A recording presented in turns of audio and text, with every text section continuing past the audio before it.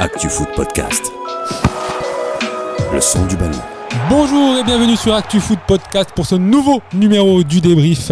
On revient avec vous sur ce week-end du 28-29 mars qui a été encore une fois riche. On va parler notamment de N2, N3, de la R1, de la R2. Pas beaucoup de districts parce que il n'y a pas eu grand-chose. Il y a eu un match seulement au niveau D1, un match en retard et également un match de Coupe Côte d'Azur. On reviendra là-dessus avec notre grand reporter Johan Baragato qu'on a avec nous. Bonjour Johan. Salut Rida, salut Nathan, salut à tous. Et bonjour Nathan, comment vas-tu ? Bonjour, très bien, nickel. Ça fait plaisir de vous voir tous les deux. Vous êtes en pleine forme, en pleine forme. En tout cas, ça fait plaisir. Ça suffit de couper ça court. Ça fait plaisir en tout cas de vous voir. Dans le programme, j'ai oublié la R3 où ça se complique un peu pour nos équipes azuréennes, en tout cas en haut de tableau.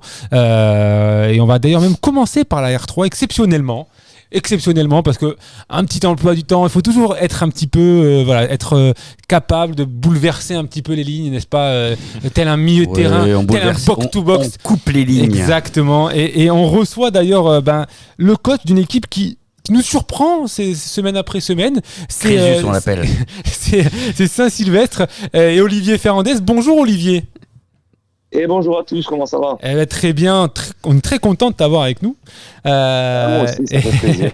Et en tout cas, de voir également que Saint-Sylvestre continue sa petite remontada, parce que vous ne pouvez pas descendre en dessous de cette 6e place, mais en tout cas, vous pouvez monter un peu plus haut.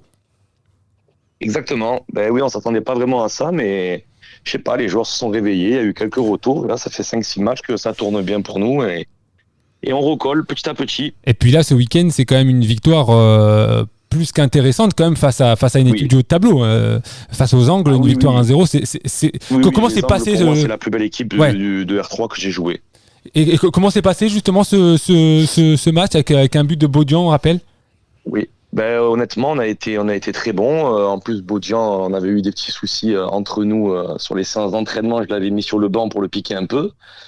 Et il est rentré, il a marqué. Et voilà, c'est la meilleure réponse c'est la meilleure réponse qu'il pouvait donner. Donc là, je vais l'entendre pendant des semaines me dire t'as vu, c'est moi qui ai marqué, c'est moi qui t'ai fait gagner et tu m'as mis sur le banc.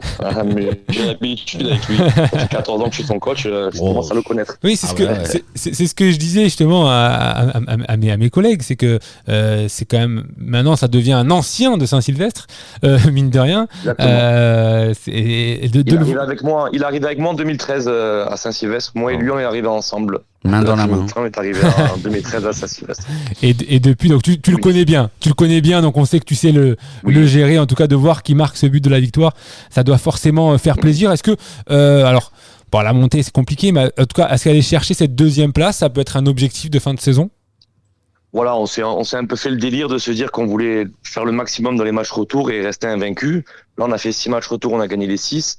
La 2e place, elle devient accessible, surtout que en calculant le PAV, on récupère beaucoup de points sur certaines équipes. Ouais. Donc, en fait, en gros, avec le match en moins et le PAV, on n'est peut-être pas si loin que ça, mais bon, faudra enchaîner les victoires encore. Bien sûr, ça c'est pourra en reparler à 2-3 matchs de la fin. Ce qui est bien, c'est qu'on va jouer les concurrents directs, on va jouer la Ciotat, on va jouer Brignoles et on va jouer Beaulieu dans les 5 dernières journées. Ouais. Par contre, contre la Ciotat, ça va être le gros choc contre la Ciotat. Oui, contre le leader quand même qui fait une très belle saison, la Ciotat, avec la meilleure attaque de ce championnat. Vous n'êtes pas en reste non plus, parce que vous avez quand même marqué 42 buts cette saison. D'ailleurs, il y a des matchs où vous nous avez surpris un peu par des scores assez incroyables. Ça, c'est quelque chose que tu travailles à l'entraînement. C'est une philosophie que tu as un petit peu, je vais pas dire tout pour l'attaque, mais en tout cas marquer un but de plus que l'adversaire. Oui, en fait, j'ai surtout, depuis tout le temps que j'entraîne, j'essaie toujours de mettre les meilleurs joueurs disponibles sur le terrain. C'est-à-dire, si j'ai 4 attaquants en forme qui sont bons, j'hésite pas à les mettre. Donc, pendant un moment, on a eu des absences, là, qu'il y a tout le monde qui est là. Si je dois faire jouer 4 attaquants, à des postes différents, à mettre un système pour combler les espaces et si on peut jouer offensif, on joue offensif, surtout quand on était en mode rien à perdre pendant un moment. Donc, voilà, on s'est fait plaisir. Quand on voit le classement, comme je disais en préambule, vous êtes 6e, au pire vous serez 6e. Est-ce que quand on a ce match-là en se disant je peux pas descendre entre guillemets, est-ce qu'on commence déjà à préparer la saison prochaine ? Écoute, on commence déjà à recevoir du monde qui vient faire des essais parce qu'ils voient les résultats qui sont en train de monter. Après, je connais beaucoup le circuit, donc j'ai déjà quelques joueurs que j'essaie de contacter pour leur proposer l'année prochaine de venir. Et après, on voit petit à petit. Après, nous, souvent, c'est les deuxièmes couteaux, parce que les premiers couteaux, ils veulent aller dans des clubs où il y a un peu plus de moyens. Oui. Et une fois qu'ils n'ont pas la place, après, ils viennent voir avec nous. Donc, on essaie de faire au mieux, on essaie de préparer au mieux, mais on va quand même finir bien cela, parce que c'est excitant de jouer tous ces matchs. Oui, Et j'ai complètement. envie de voir jusqu'où on peut aller avec ces victoires. Et est-ce que la saison prochaine, une montée en R2 peut être un objectif ? Oui, de toute manière, au début de l'année, on sait l'objectif qu'on voulait faire, parce qu'on a l'équipe largement pour. Ouais. On a eu une période de creux, et des joueurs qui ont été moins sérieux, des recrues qui n'ont pas pris, donc on a perdu un peu de temps. Mais on avait clairement la place d'être en haut du tableau. Ouais. Bah, ça, dès cette saison. Donc l'année prochaine, on essaiera de faire une meilleure équipe encore pour essayer de monter encore l'année prochaine. En tout cas, cette deuxième partie de saison le prouve, que vous aviez l'équipe pour faire bien mieux, en tout cas dans ce classement. Merci en tout cas, Olivier, d'être venu sur le débrief, et on te souhaite forcément une excellente fin de saison. Merci, je me suis pris dans l'after avec Riolo et Gilles, donc c'est un plaisir. Merci beaucoup. On n'est pas encore les mêmes, mais ça fait de plaisir. En tout cas, merci beaucoup, Olivier. À très bientôt. Ciao, les gars. Ciao. Jingle. Yes, on passe au quoi. Faut en faire un quand même. Ah bah, la semaine prochaine, on fait une pause. La semaine prochaine, pas de débrief. Il a le temps. Pas de Arrête débrief, de le mettre puisque la pression. c'est le lundi de Pâques et qu'il y a un week-end un peu déchargé. L'année, Donc elle sera finie, voilà. Donc on se fera dans 2 semaines, on arrivera avec un jingle. C'est trop. Allez, pari pris. On va basculer. On reviendra sur le R3 ensuite, mais on va rebasculer au N2. On va resuivre notre plan initial. Le N2, Johan Laescan perd la tête. Il l'avait annoncé. Il avait annoncé. J'avais annoncé que ça allait être un match difficile. Mais le jour J, il n'y a pas vraiment cru quand je lui ai un peu annoncé justement. J'ai eu le droit à un passage sous le tunnel, oui, et un téléphone raccroché au nez. Il y a le tunnel à Toulon. Ce match, si on l'analyse de manière objective avec un peu de distance, on se dit que quand même il y avait la place. Alors, mais il y aura toujours la place, parce qu'au vu des occasions que Cannes met dans les matchs, c'est juste énorme. Mais le problème, c'est qu'il y a trop de situations défensives. Là, sur ce match, c'était pas ça. Offensive, comme il avait dit après le match, c'était un petit peu bête. Et puis même des situations litigieuses, on va pas avoir peur de le dire. Avec non, je l'ai mis dans le CR. Avec son deuxième but, le deuxième but de Toulon, accepté, alors que il y avait quand même un bon mètre hors jeu, et surtout le but de Nock. Il est valable, mais l'arbitre, je pense que les 2 arbitres assistants, ils avaient pas mis les bonnes lunettes. Ouais. Pourtant, je peux leur prêter. Ah, tu es dur. Non, tu es dur. Alors pourquoi toi tu dis qu'on a le droit que Cannes prend un but hors jeu? Tu l'as lancé, c'est oui. Mais non, mais il faut pas critiquer. Mais à un moment donné, l'arbitre assistant numéro 1 qui est côté banc de touche, il refuse le but de Nock alors qu'il est largement valable. Et l'autre qui était en face, il était tellement pris par les supporters toulonnais et parisiens qu'il était perdu. Il était en train de s'ambiancer. Il était là, du coup, malheureusement, il n'a pas levé le drapeau. Malheureusement, du coup, c'est contre l'ASK. On va écouter justement Mathieu Chabert qui revient à ton micro sur cette rencontre. On ne peut pas faire une pire entame. Mais malgré cette pire entame, ce qui est paradoxal, c'est que je pense qu'on doit rentrer devant à la mi-temps. Et c'est le tournant du match, parce que c'est un match qu'on doit mener à la mi-temps et c'est pas la même chose. À la 55e, on doit avoir égalisé, puisqu'on a 4 ou 5 occasions franches. Puis plus le match a avancé, plus on a senti que ça devenait difficile. Après voilà, aujourd'hui on va pas tout remettre en question parce qu'on a perdu un match. On va essayer de ne plus en perdre. Ouais. Et on va continuer de faire ce qu'on a fait depuis 15 matchs. Exactement, ne plus en perdre, ça sera important, puisque comme je l'ai dit dans mon préambule, l'ASK a perdu la tête aux dépens de Nîmes, qui s'est imposé face à Gaulle. Oui, mais la chose que je vais retenir surtout, c'est dans le fait qu'il dit on va pas tout remettre en question après 15 matchs. Parce qu'il faut oublier qu'il a perdu qu'une seule fois depuis qu'il est arrivé, c'était en Coupe de France. Et puis Cannes n'avait plus perdu depuis le mois d'octobre aussi. Bien sûr, contre Rumilly, dans un championnat. Mais voilà, il y a eu comme tu dis, des situations litigieuses. Après, si on doit revenir au classement, Nîmes gagne à domicile. Et quand on voit qu'ils ont battu le record contre Gaulle, alors après on reçoit pas mal de messages sur les réseaux, dont sur ma page que tu adores dire, mais c'est surtout qu'ils attendent le quelle match. Page tu parles de Johan N de Groupe C. Ah, celle-ci, oui, elle est géniale. Allez-y. Celle-là, elle est géniale. Voilà. Ils ont dit qu'ils attendent le match contre Cannes pour enfin battre le record de la saison. Ils veulent dépasser les 6000. Ils ont déjà dépassé la 6005, je crois qu'ils avaient fait. De la saison là. Là, de base, ils avaient prévu 5005, ils ont fait 6400 et quelques. Et contre Cannes, ça va être guichet fermé, donc ça va être le match référence. Ça va être une grosse ambiance. Ouais. En tout tout cas, on rappelle que les 3 premiers se rencontrent, donc forcément, le championnat n'est pas encore terminé. Non. Et alors, Cannes a perdu du terrain, mais également Lusitanos, qui s'est incliné sur le terrain de Grasse, ou plutôt Grasse qui s'est imposé face à Lusitanos, parce que Grasse a fait une vraie grosse prestation face au deuxième de ce championnat avant cette journée. Une vraie grosse prestation et une victoire sur le fil dans le temps additionnel grâce à un retourné acrobatique d'Oumadi à l'entrée de la surface, un but exceptionnel. N'hésitez pas à aller. On a pu le voir sur le vocal avec en plus. Ce qui est dommage dans les vidéos qu'on voit du club, c'est qu'on entend ta voix. C'est ça qu'on comprend pas. Le mec on a but. Et le mec t'as envie de te dire il savait pas quoi dire d'autre à part but. Bah qu'est-ce que tu veux utiliser d'autre? C'est surprenant. C'était assez exceptionnel parce que quand même c'est une passe de Medjan. C'est une passe de Medjan. Précise. Exactement. Et passe D du capitaine. Il se lève le ballon tout seul, Oumadi, et hop là, petite bicyclette, ça t'aurais pas pu le faire, ça, Johan. Alors à l'époque, oui, maintenant, à l'époque, il y a longtemps. Avec mon dos, non, maintenant je peux plus, désolé. Il y a longtemps, pas que le dos, mais il y a longtemps en tout cas. Il y a longtemps en tout cas. Des tacles assassins à l'Eric Cantona. Bon, en tout cas, le RC Grasse, grâce à ce succès, ils se mettent un petit peu déjà, ils confirment le résultat de Rousset et ils se mettent un petit peu dans de bonnes dispositions pour le maintien. Et ça, c'est une bonne chose. Ils remontent à la 9e place, enfin à la hauteur de la 9e place qui est tenue par Gol, justement. Non, par Fréjus. Par Fréjus, pardon, par l'Étoile qui a fait match nul face à Andrézieux. Et le prochain match, ça sera un autre derby pour les Grassois, puisqu'ils iront. Ils vont enchaîner 2 derbys, ils vont à Hier avant de recevoir la SCAN. Voilà. Déjà, le match face à Hier pour les Grassois pourrait, on va dire, assurer à 15% le maintien. Il faut savoir encore ce qui va se passer sur les prochains matchs, mais c'est vrai que là il y a eu quand même pas mal de matchs nuls, donc la victoire de Grasse leur fait du bien. C'est indécis ce championnat de N2 quand même. Jusqu'au bout. Comme je te disais encore la semaine dernière, tu as quand même pas mal de confrontations directes. Donc prochaine journée, tu as quand même Saint-Maur contre Créteil. Oui, bien sûr.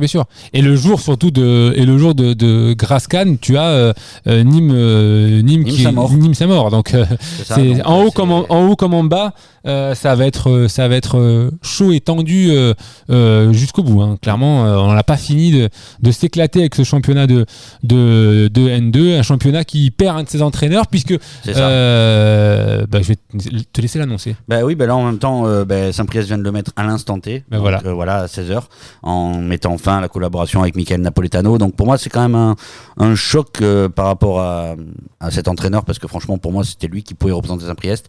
À cette journée de la fin, te séparer de ton duo d'entraîneurs, il va falloir m'expliquer.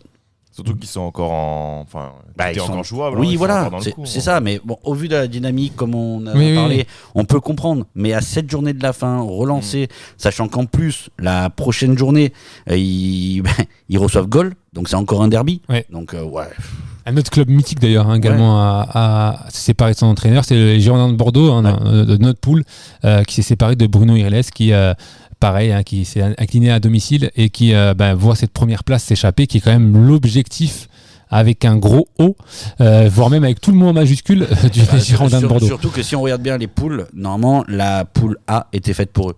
Et quand tu vois qu'ils n'arrivent pas, ça c'est clair. Pas sans manquer de respect, mais quand tu vois que c'est la Roche-sur-Yon qui est premier et qui peut monter. Ah oui, c'est clair que là, les Girondins ne s'y attendaient pas mettre forcément. Mavouba en tant que coach. Apparemment, c'est lui. Oui, normalement, ça devrait être lui. Qui va prendre la place avec les U16 justement qui jouaient la montée en U17 nationaux. Donc là aussi, c'est un peu dommage pour le club de bouleverser un peu tout ça. Voilà. Bon. En N3, il y avait 2 matchs pour nous qui nous intéressent. C'est Rivera et Canet-Rocheville. Canet-Rocheville qui a accroché Bourgoin-Jallieu face au deuxième, qui arrange bien d'ailleurs Foss, qui s'est imposé face à l'OL 3-0. Un match nul qui permet toujours à Rocheville de rester dans ce haut tableau 6e avec 30 points au compteur. Et surtout, la belle opération, c'est celle de Rivera, qui s'est imposé à domicile en faisant un bon match, notamment une belle première mi-temps face à l'OM, 2-1 et 3 buts inscrits en première période. T'étais au match, Nathan, justement. C'était bien, c'était beau à voir. C'était un super match et surtout une très grosse première période de Riviera. Je dirais, les 35 premières minutes, vraiment de très bonne qualité. Ils ont vraiment posé énormément de problèmes à l'OM. Après en seconde ça a été un peu plus compliqué, ils ont forcément reculé, mais ils ont pas subi tant que ça. Il y a Blois qui fait un très bel arrêt, mais à part ça il y a pas grand chose, et surtout que c'était super important de gagner après la victoire de Luciana et la SPTT Dijon. Ouais. Donc ouais, super opération, parce que du coup derrière Carnoux et Cessiné ont perdu, et du coup ça leur fait vraiment une belle avance, 10 points sur les deux. Il n'y a plus qu'une place à gratter, sachant qu'ils vont recevoir Luciana au prochain match. Ils affrontent aussi Dijon, Carnoux. Ils ont un calendrier un peu plus abordable que leurs concurrents. Donc là, je pense qu'ils ont fait un bon pas vraiment pour le match, honnêtement. Ouais, le prochain match en N3, ça aura lieu le 12 novembre. 12 avril.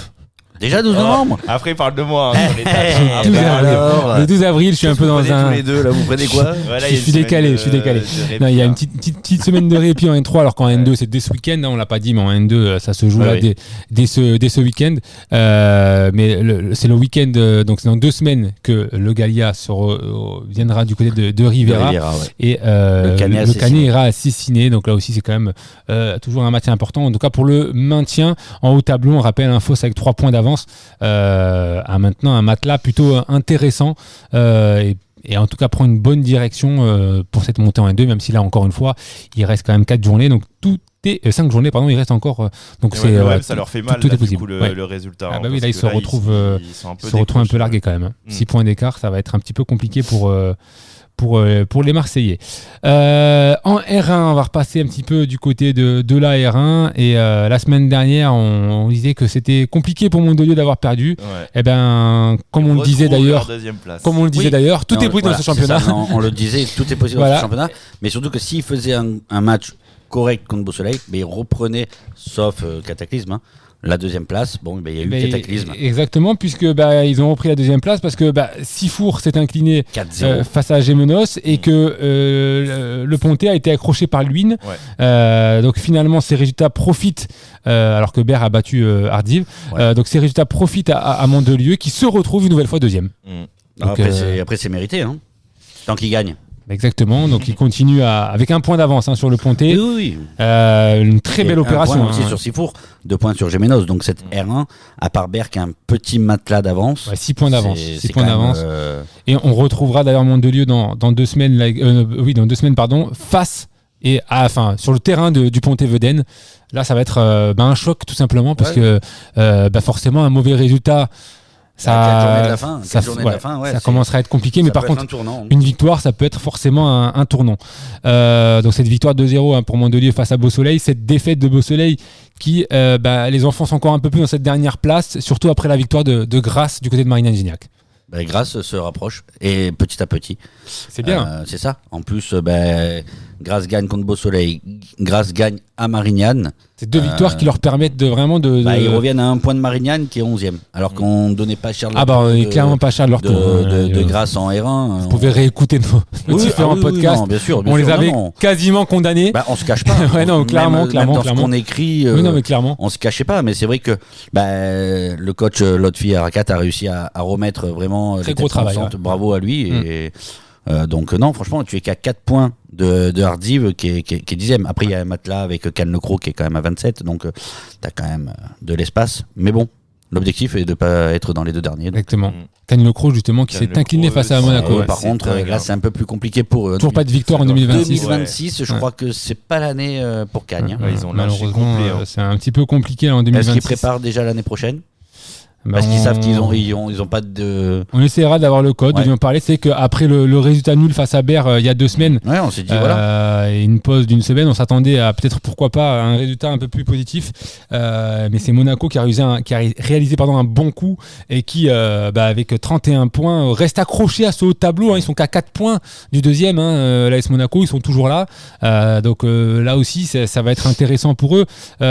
Surtout que le prochain match, ils jouent Carqueiranne. Donc c'est un adversaire qui est prenable. Grasse reçoit Gémenos. Et Grasse reçoit Gémenos, qui est un adversaire de haut tableau. Voilà. Si Grasse continue sur sa lancée, qui peut freiner Gémenos pour Mandelieu, ça peut être pas mal. Ça serait pas mal. Ça peut être pas mal.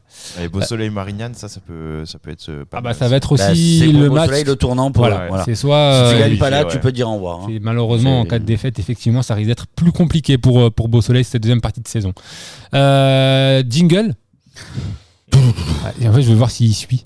Mais moi, il est un peu plus long. Moi, je suis. Et un jour, on pourrait tenter Nathan faire un jingle. Non, je suis pas certain que ce soit très beau. Ouais, moi non plus. Je trouve que tu as plus, j'ai plus ce style de. Allez.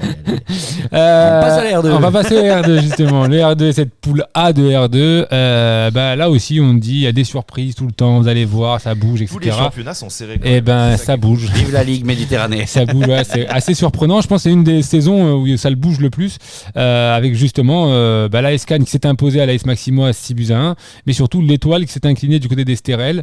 Et du coup, l'AS Cannes est de nouveau leader de cette poule. Donc Cannes perd la tête en N2, mais Cannes reprend la tête en R2. Ah, c'est beau. Oh là, c'est beau. Oh là. C'est beau. C'est beau et ça permet justement aux Cannois d'avoir 2 points d'avance sur l'Étoile. Et toujours avec ce match en retard contre Manosque. Exactement, et toujours 4 points d'avance sur Andoum, qui s'est imposé face au FC Septem. Septem, on l'a dit lundi dernier, c'est fini pour Septem. C'est compliqué. Là, effectivement, 11 points d'écart, c'est compliqué. Là, Estérel est quand même encore dans le coup avec 6 points. Et je pense qu'ils vont essayer de jouer réellement la place du meilleur deuxième. Ouais, ça peut être jouable. Je pense que c'est l'objectif de Stélie Guibon que j'ai eu cette semaine, ce week-end au téléphone. Il était vachement content de sa victoire contre l'Étoile. Parce que quand même, avec l'équipe qu'il a à l'Estérel, gagner 2-1 contre une équipe qui a affirmé vouloir monter, bravo à lui. En tout cas, pour la place de meilleur deuxième, il sera certainement à la lutte avec le FC Mougins dans la poule B, qui a réussi une très belle performance en s'imposant à domicile face au leader Saint-Tropez. Une victoire 2-1, avec encore un but de Turlure d'ailleurs. Une victoire 2-1 qui permet justement aux hommes de Bouchacourt de continuer, d'espérer, pourquoi pas, venir gratter cette deuxième place qui peut être en fin de saison. Avec les calculs, on rappelle, c'est un mini championnat avec les 4 meilleures équipes de ce championnat. Pourquoi pas monter en R1 quand on se rappelle un peu du trou qu'ils ont pu avoir à un moment donné. C'était pas un trou, c'était un gouffre. C'est quand même assez incroyable. Il peut se manger les doigts là-dessus, je pense que par rapport. Parce qu'ils auraient pu être peut-être même leader en vrai. Avec la dynamique qu'ils ont gagné quand même à domicile à chaque fois contre tous les leaders. C'est incroyable. Martigues Sud, Saint-Tropez, ils ont été gagnés à Avignon, qui est la seule équipe à les avoir battus. Honnêtement, s'il n'y avait pas eu ce trou noir du début de saison, je pense qu'ils auraient mangé la poule. Après, c'est que mon avis. Mais je pense qu'ils auraient mangé la poule. Mais clairement. Mais avec des si. Avec des on refait non mais lui on peut rien dire. On refait le monde. Oui, mais on peut rien dire. Mais après il connaît pas trop le football. Il est exceptionnel. Il a l'œil. Ah oui, ça il a l'œil, ouais. Et dans cette poule justement, Montsartou s'est imposé également face aux Caillols. Là aussi un bon résultat pour Montsartou parce qu'ils mettent justement les Caillols derrière eux et grimpent à la 11e place avec 19 points au compteur. Ils reviennent tranquillement mais sûrement à 3 points du 9e La Valette. C'est ça. C'est un bon résultat. S'ils gagnent la prochaine journée, mais pourquoi pas? Ça promet. Ça promet. En plus, ça va à Arles. Ils vont en tout cas très clairement espérer assurer leur maintien. Là aussi, la prochaine journée, ce sera le 12 avril. Montsartou, effectivement, ira à Arles et Mougins recevra les Caillols. C'est un choc, pour Montsartou parce qu'ils n'ont qu'un point de retard sur Arles. Exactement. C'est-à-dire que s'ils gagnent, hop, on dépasse. Et puis, si Mougins bat les Caillols, ça pourrait en plus leur permettre à Montsartou d'avoir un petit matelas. Mais la Valette, ils vont à Avignon. C'est pas dit qu'ils gagnent à Avignon. Alors, Yohan, avec des si, tu sais. Vous êtes tous les deux comme ça. Mais il n'y a pas de souci. On reparlera. Alors lundi prochain, il n'y a pas de podcast, mais on verra dans 2 semaines. Qui avait raison. On verra dans 2 semaines. Il nous reste pas beaucoup de temps, donc on va enchaîner avec le championnat de R3. Et là, clairement, ça se complique. Ça se complique clairement pour les équipes azuriennes, comme on disait tout à l'heure. Alors en poule A, l'AS Vence qui recevait, qui recevait l'AS Aix-en-Provence, malgré une domination dans ce match. L'AS Vence reste cloué à cette 3e place et n'avance pas. Ils n'avancent pas et surtout ils voient Val Durance partir. Ça fait 3 matchs, ils n'ont pas gagné, c'est dommage. Non, mais ils avaient l'opportunité parce que ils auraient pu l'emporter contre Aix-en-Provence parce qu'il y avait de la place, mais bon, match nul de 2, donc ils n'ont pas perdu, c'est l'essentiel, ils ont pris un point quand même, donc mais bon, à domicile, voilà. Et ils voient l'OAJLP revenir à 3 points. Oui, c'est ça. Pour une équipe qui est première quand même. On s'y attendait pas trop parce que c'était plus Pégoma qui jouait un petit peu dans la cour de devance, entre guillemets. L'OAJLP qui allait gagner au SCAB du côté de Bagnères-Belle, effectivement. 1-0, une belle victoire qui leur permet de gratter cette 4e place avec 30 points à seulement 5 points finalement de cette 2e place. Pour un promu dépasser la barre critique des 30 points, bravo à eux. Incroyable. Le travail qui est fait par ce club, chapeau, parce que vraiment ça leur permet c'est une très belle première saison à ce niveau-là, historique. T'as vu le buteur qui c'est ? Ah non, je l'ai pas vu. C'est Dylan Schillinger. Ouais, il parle de ça parce qu'il a fait l'article sur lui. Exactement. Voilà, il aime se mettre en avant, le Nathan Danquesi. Allez voir l'article qu'a fait Nathan Danquesi sur actufoot.com et tous les articles que l'on fait sur actufoot.com. Bravo Nathan. Non mais c'est toi qui fais le Trello, c'est toi qui as eu l'œil. C'est toi qui as eu l'œil. Et l'autre. Ah là, non, il franchement, est c'est incroyable. stylé. Vous avez rendez-vous après tous les deux Je sais pas. Bon, que je sache. Apparemment, je suis pas au courant, mais apparemment. Non, en tout cas, c'est vrai que c'est un bon résultat. Par contre, pour Pégoma, un peu la soupe à la grimace avec cette défaite face à Gap, qui est un mal classé de ce championnat, 10e. Cette défaite, 3-1 à Gap. Et pour Pégoma, qui voit donc l'OAJLP passer devant, et il reste 5e avec 28 points au compteur. Il s'éloigne clairement, par contre, du haut de tableau. Ça devient plus compliqué. C'est compliqué pour eux, mais bon, ils vont rebondir. J'ai confiance en Taoufik Harris. T'as confiance en tout le monde. T'as confiance en à peu près tout le monde. Y a pas de souci. On en reparlera à la fin du championnat. Et lors de la 19e journée, justement, Pégoma ira du côté recevra le leader, Val Durance. Voilà. Ça, c'est un gros match. Et surtout, on aura le choc OAJLP Vence. Et là, tu y seras? Non, Nathan Danquesi, il faut qu'il aille voir un peu. Non, il n'est pas là. Il est jamais là, en fait. En fait, il est là quand, en fait. Il n'est pas là. Il n'est pas là. Donc tu y seras. Ça fait plaisir, en tout cas. Moi, ça me fait plaisir. Tant que je vois du football, moi, ça me va. C'est pas ce que tu dis tout le temps. Alors non, mais on parle de football, les gars. T'es petit. Non, mais on parle de football. Tant que je vois du beau football, ça me va. Bon, si c'est pour aller voir une purge qui fait 0-0. Mais c'est pas le style. Et c'est pas le style de AJLP de Vence pour le coup, deux équipes assez joueuses pour le coup. On verra. En poule B, on a parlé tout à l'heure justement avec Olivier Fernandez qu'on a eu l'honneur de recevoir avec nous. Saint-Sylvestre s'est imposé face aux Angles et se replace un petit peu dans cette course au podium, on va dire. Riviera par contre marque encore le pas. Match nul face à Saint-Didier, Pernoise. Match nul, 1 but partout. Là aussi pour Rivera, c'est dommage. Un peu comme Vence en fait. Ils ont eu le moment et puis ils ont pas réussi à enchaîner. Non, qu'est-ce que tu veux dire à ça? Je sais pas, toi tu veux dire.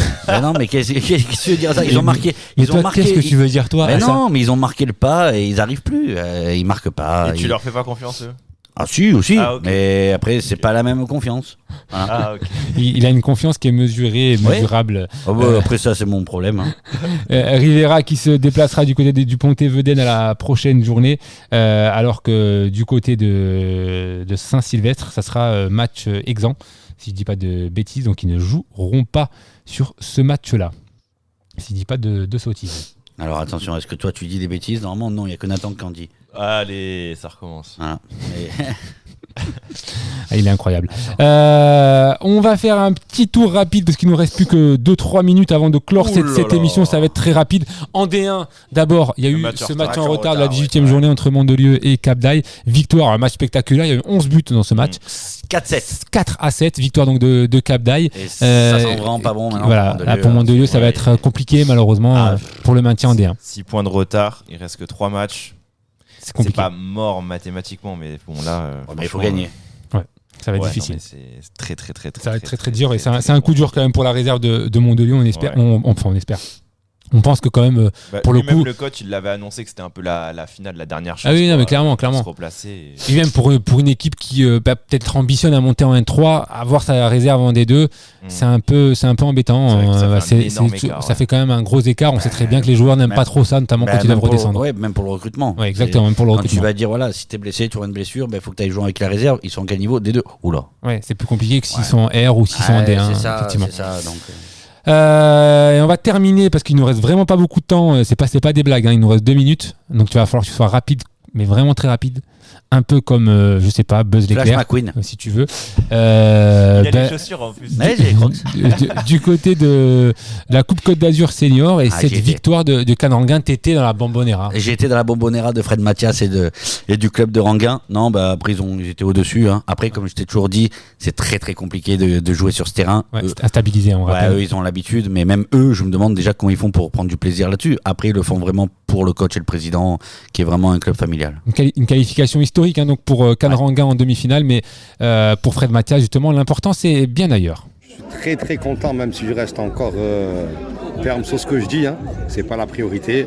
Là, on risque de rencontrer une équipe d'R2 en demi-finale, Begoma ou Mougins. Donc voilà, c'est pas notre priorité. On doit se concentrer sur le championnat. Il n'est pas terminé. Il nous reste 3 matchs, un match en retard, donc 4. Et voilà, le but c'est d'aller le plus loin possible dans le championnat, terminer premier et récupérer les points qu'on doit prendre pour devancer comme il faut Biot. Voilà, comme il faut Biot, forcément, c'est un gros intérêt pour Cannes-Ranguin qui veut absolument monter en D2. C'est un gros objectif pour eux. C'est l'objectif initial de la saison. Après, ils ont l'effectif pour. Et franchement, je leur souhaite après à eux de. Tu leur fais confiance.